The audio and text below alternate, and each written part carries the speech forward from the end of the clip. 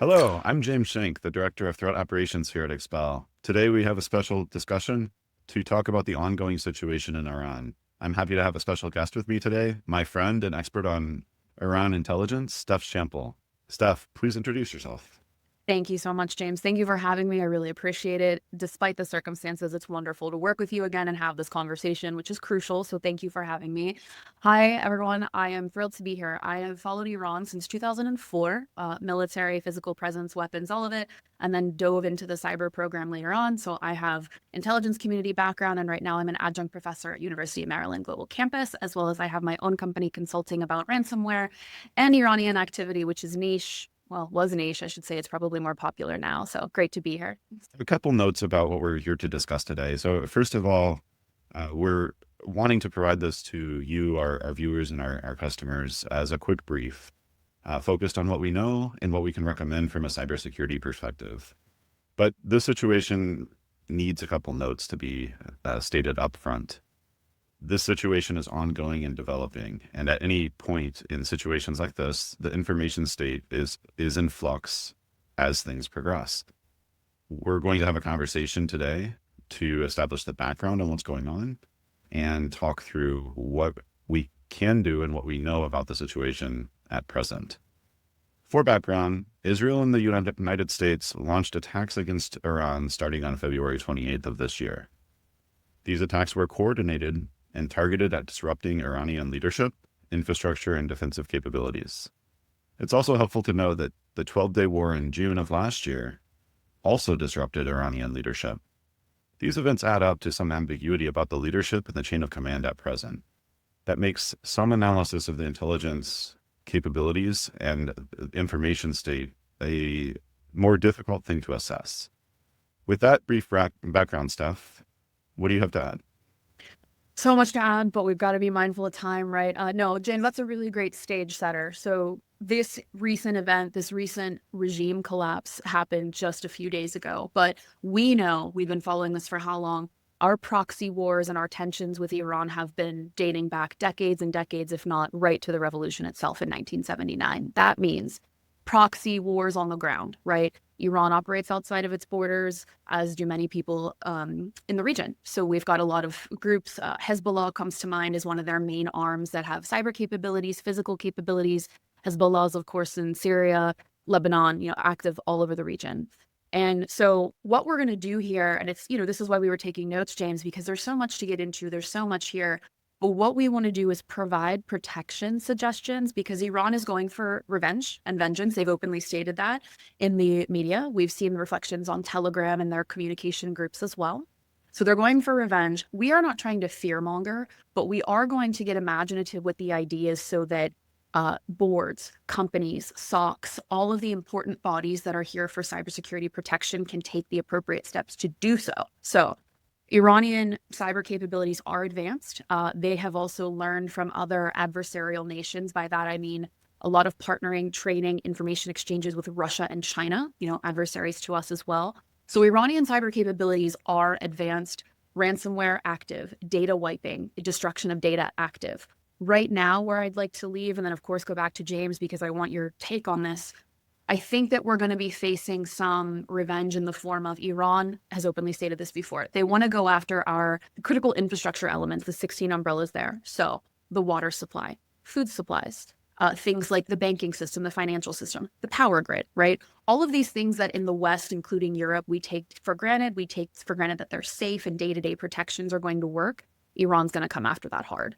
They've already done that. We have a lot of articles. There was a 2023 up to present day 2026 programmable logic controller, the PLC efforts that they've tried to get into. So we're going to see Iran going after vengeance in the cyber realm.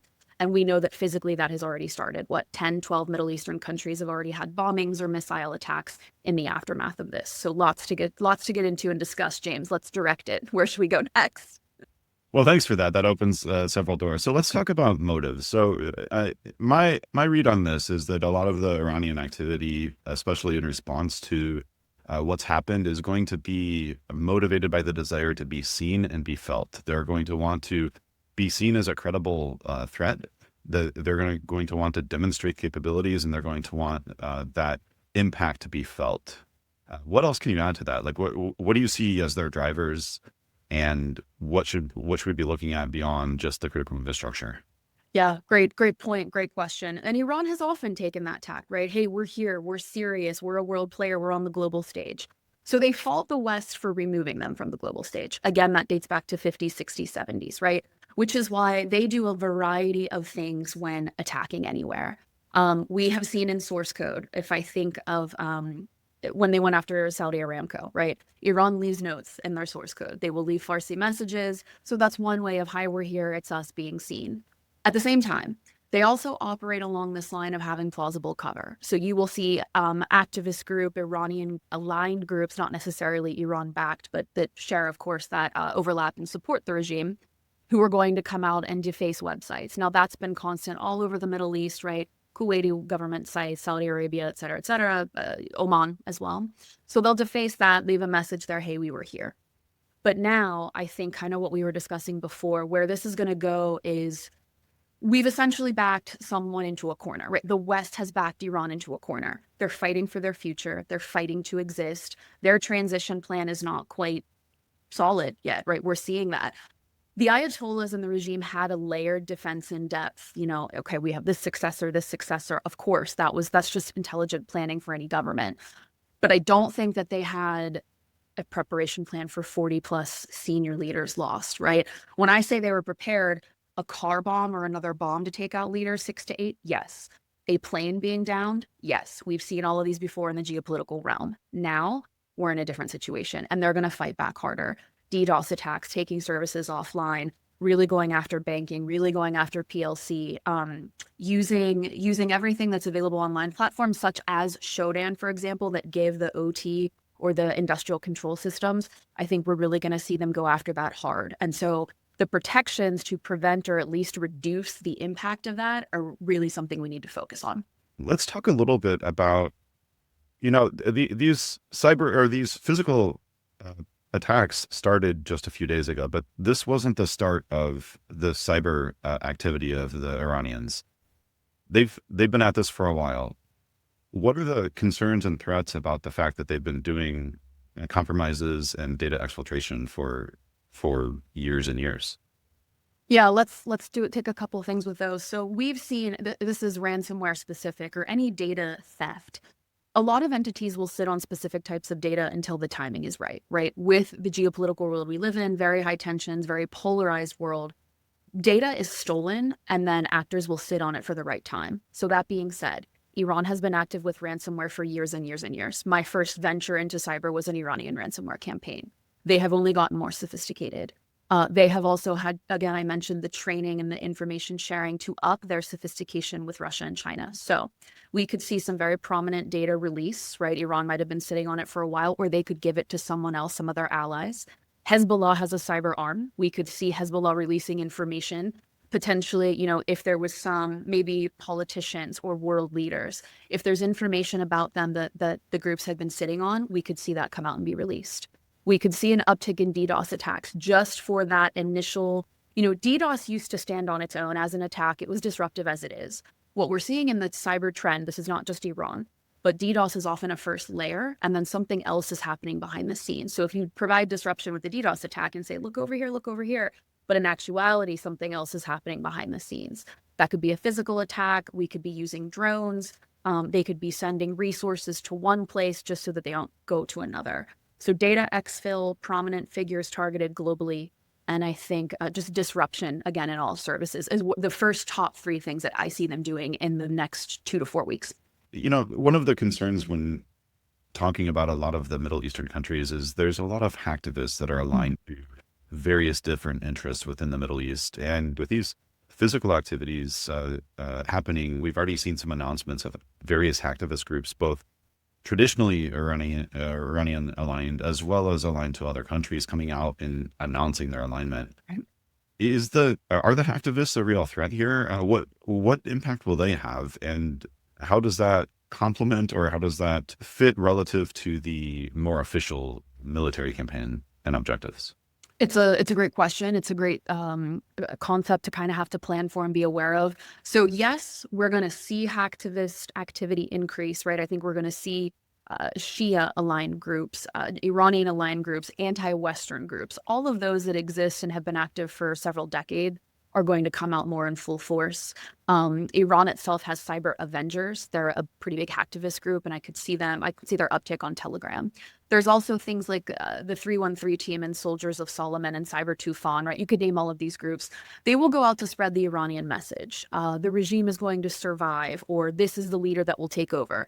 These hacktivist groups will advocate for a new leader as well. And that's important right now because that transition plan is not solidified, right? We don't know exactly where they're going, what they're doing. We're still weighing the narrative of who's alive, who survived the attacks versus who has been removed, essentially from the battle space.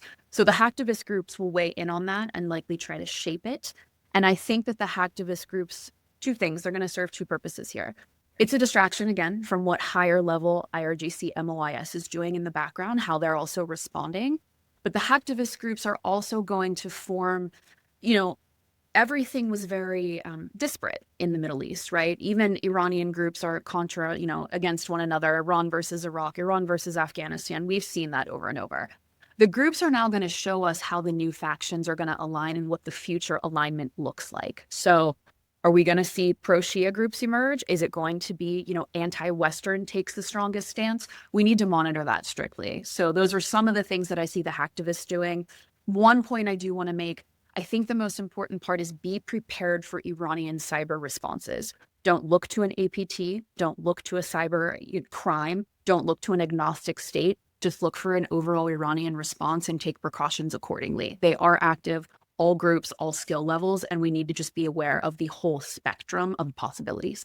I think one of the things that's also present with both the fact that the information state is fully in flux, one of the go-tos for Iran is disinformation. They have a lot of built-up disinformation capabilities. Can you speak to that a little bit, and then also talk about what other techniques might be in use by both the hacktivist or the more official Iran military-based teams? Sure. And I think there will be overlap here. I think this is another time where we're going to see more overlap between these groups, whereas before that wouldn't have been the case. So as far as disinformation, you're exactly right. They've really upped their efforts in that. Think, right now we could see some specific think tanks established to spread Iranian narrative. We could see, again, I mentioned that MOIS operates outside and kind of spies on the diaspora or dissidents. As dissidents are more active and the diaspora now has a voice, I think that we could see MOIS or IRGC set up, because there is rumors that the IRGC is going to take over the country, right? We're all still waiting to see what happens. They will be setting up honeypots, essentially, right? Oh, we're anti, the Iranian regime. We want this change too. But this is now going to have to be a new way for either MOIS or IRGC to collect information about who's speaking outside of Iran, which now has more power. So they're going to set up those think tanks. Think of maybe front companies. Honestly, Iran has been very popular with front companies. They've set them up before for operations. And this is also demonstrated by Iran. What are their biggest efforts when it comes to social engineering, but kind of splits or dovetails into mis and disinfo? False job positions. Hey, we have an opening for a professorship for somebody with your background. Come tell us all that you know about Iran. Oh, your former XYZ government, UK, Canada, US, oh, we have a position, come work with us. So the false entities, think tanks, front companies, peddling this narrative of give us all the information that you have so that they can remain informed during this increasingly transitional and sensitive time for them as they build a future. That's where I think it's going. One of the things that I've noticed at times where these type of world events happen is the security community tends to get very myopic in their look. There's a focus on this is what's happening, this is what's current, this is the thing that needs my time and attention. And I think that presents, in some cases, a legitimate danger, because it's an over pivot. And the other thing I've seen in the past as well is that this also creates the opportunity for copycats, right? There's other countries that can use techniques to hide their own objectives and hide their own attacks behind that. So what are your thoughts on how much attention people should pay to this as a threat vector today versus doing the routine security things, upping the game? And then also from an attribution perspective and looking at these attacks coming in today, what's your concerns or your thoughts about the possibility of there being other nations or other groups using these activities as a false flag? I'll answer that in two parts. You make such good points. This is why we need folks like you in cybersecurity, because when all of us are tunnel vision, right, myopic, as you said, great adjective, you're bigger picture and you're drawing us there. And so I'm so happy that you're doing this. So let's talk about security in cybersecurity. We know Iran's going to come after everybody. We know they have the capability. We know that what capabilities they don't have, they can obtain from their friendlies, right? Russia, China, etc. So basics right now are not to be understated. Patch that thing you've been meaning to patch, right? Don't put it off. A closer review of log activity, a closer review of who's your system communicating with, a closer review of do you have any legacy systems, right? Now, I sound like I'm doing a security plus basic introduction, but I say that because in a time like this when everything is so uncertain, the basics go a long way, all right? The second step to that, again, and you've always been great at this too, inside every organization needs to have their own news. Okay, what's coming in, right? Pull it in, whatever you use. Slack, Mattermost. Automate those RSS feeds. Get CISA, get DHS, get all of these NCSC as well. Go international, right? Because our partners see different things. So use those news feeds, use the CVE, the vulnerability database, use all of these things and use skepticism. That is my biggest thing right now. Nobody in any org should just get an attachment and open it. Like, please, if you do one thing, if you take one thing away from this webinar, don't open attachments at willy-nilly. Now is the time for every organization to really be friendly with their IT, their SOC, their tech teams. Extra vigilance really will prevent and reduce negative impacts. And Iran is really good at that, right? They send attachments for job invitations, or they'll send attachments saying, hey, I'm a journalist, could I interview you? And those attachments are what's going to wreak havoc. So security, do the basics, be more skeptical, and digital literacy, right? We have people at all generations. They just aren't aware of exactly how to protect themselves. They think a meme or a photo is harmless, and in reality, it is harmful. It's remarkable how often the recommendations all come back to security fundamentals. And my view on this is that really being effective in security comes down to discipline. It's discipline, prioritization, and focus. And a lot of these international events, these major world news items, they raise awareness in a good way. They can become something that dominates people's minds about what they need to be focused on today and do right now. And oftentimes the best things that people can do is, that thing that's been sitting on your to-do list, go do that right Do it. now. Do it right now. And that's going to have the biggest impact. And one thing to mention is Expel just last week released our annual threat report. And in that threat report, it became very clear reading through this that a lot of the techniques that are leading to active incidents in organizations, the remediation step or the resilience step is do that fundamental thing, do that thing that's just been on your list for a while. And honestly, with a lot of these more advanced actor groups and these sorts of nation state activities, it comes down to the same thing. But I do think that with that being said, it's also smart to engage in some extra hunts. On our side, that's one of the things that we're doing. We're looking at different techniques that we can hunt on. We're looking at like known hosting providers that the Iranians have used in the past, and what we're seeing connecting to our customer environments from those providers.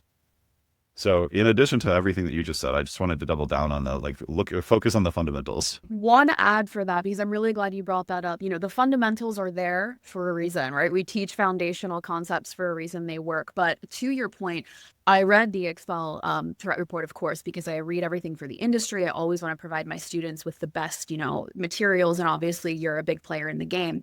And so you can carry out the fundamentals and you can have that, maybe automated or have one group focusing on that. And then exactly to your point, double down on a specific hunt. Look at previous Iranian TTPs, look at previous infrastructure. And on that note, I've been following these guys for a long, long time.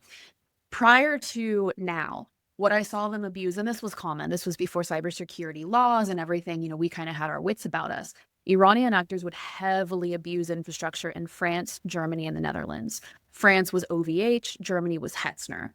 That has changed drastically. So the Netherlands in 2019, if I'm not mistaken, had a huge cybersecurity law and regulation overhaul.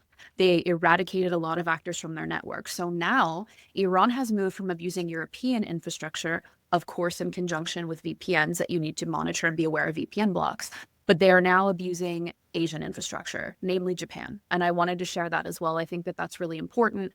And this is a time to, exactly to your point, everything is in flux. We could see the move from Asian infrastructure again. So be aware of, where is this coming from Kazakhstan? Or, why is this all of a sudden my system that there's C2s coming in here, right? Pay attention to any different activity, because if there's an infrastructure change or a behavioral change now, this is an apt and opportune time for them, because they're scattering, right? They're scattered and they're afraid and they're just trying to figure out what to do next. So going back to the question about the false flags and other Mm. countries masking their own activities behind Iranian techniques and the TTPs that Iranian actors have used, is that a real concern? Is that a real threat? Do you think that's going to happen?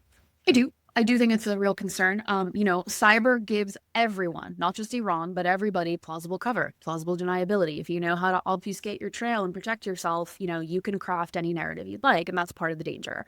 We've known for a while the conflict between Israel and Iran has been longstanding. So, Iran has imitated Israeli actors and vice versa. Israel has imitated Iranian actors. In this day and age, with everybody kind of, wanting to take a part in this or wanting to have a say in the Iranian conflict, we could absolutely see impersonation. Yes, I think that we could see people trying to jump on and pretend like they're Iranian actors and spread a message either related or adjacent to the Iranian regime. So something to be mindful of. And this is when fundamentals, we're not going to pass up false positives. We're going to review alerts carefully. We're going to look. We're not going to rely on automation. We're going to use our human brain, and we're not even going to rely on AI. I know I said it, but we're going to really get deep and granular, and we're going to make sure, okay, from what I can tell, does this match previous Iranian TTPs? Why would they all of a sudden be using, a brand new provider that they hadn't before? Is this a different actor? Is this a different country, right? We know Russia likes to imitate people as well. So all of these have to be swimming in a security professional's mind. It is a possibility. It has been done before, and now we're in a higher time of tension. So prepare for it to happen again. I think that's very real. But having the information, remaining informed, MISP projects are possible in addition to all of those open sources I just talked about. James, please let me know if you start a MISP project for this. I will jump into it and share everything, because I won't follow you anywhere. But trusting info, relying on our network, right? I mean, you and I, we came to each other. We've worked the Ukraine invasion before. We worked the fall of Afghanistan. Now here we are for Iran. You go to your trusted networks, your trusted people, your trusted teams, and you put ground truth to the narrative. You don't just believe what's first out there. That kind of goes back to that digital literacy as well. So we'll just keep passing that message and strengthening it. Yeah. 100%, 100%. Let's talk about the regional impacts. What's going to happen in the Middle East, and what role or position does Iran play in terms of the overall stability in that region? Iran likes to straddle, being off the Western stage and not having a global presence and painting that picture. But they also like to stir incidents and malicious activity right in the background via proxy groups. We know they're in Yemen. We know that they're in the Syrian and Lebanese conflicts, right? We know all of this. So what's going to continue? The physical groups that will probably increase, right? Hezbollah activities, all pro-Shia, protecting their weapons, protecting arsenals, physically attacking Middle Eastern countries, which again, we've seen. We talked about that at the beginning of the webinar. Going after U.S. military bases in the region, of course. I would be nervous for, any flights in the region as well. I think there's going to be activity towards that. So physically speaking, we're going to see a lot of Iranian activity and their proxies galvanized to keep going with that. And that's not new. That's been happening again for the better part of, 2 decades. Cyber-wise, I think that what we will see, my prediction for this is a hybrid conflict, which has been circulating in academic, technical, and government circles. I think this is where it comes to fruition. So Iran's going to say, we're trying to get succession in order. We're trying to name the next supreme leader. They've said they're going to do that this week, right? So they're going to say that they're busy planning government and planning for the future. And in reality, I think they're just going to just keep lashing out, destroying things, attacking things, firing missiles, going after Israel, going after US and Western military personnel.